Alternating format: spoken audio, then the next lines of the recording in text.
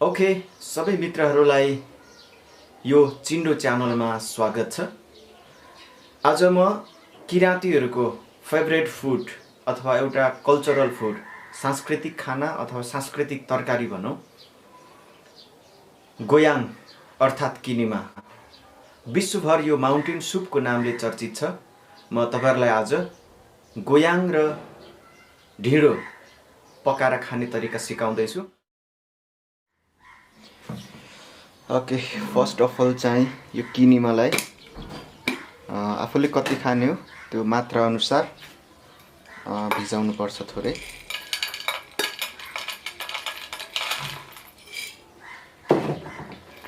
तपाईहरुले देख्नुभयो।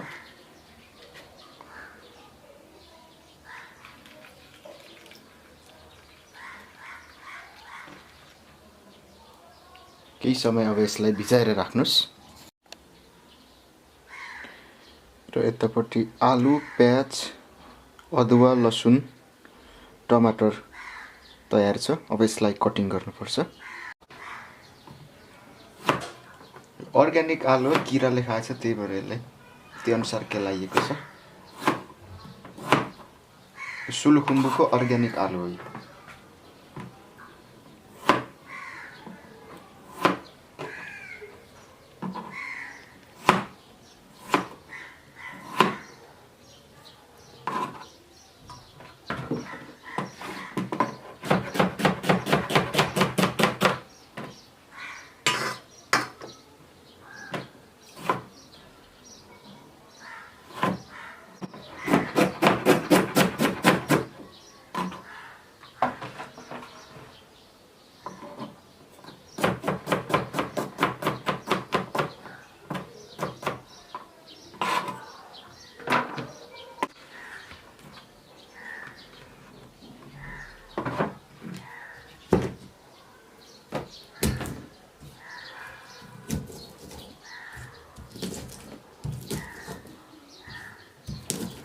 यो अदुवा र लसुन हो।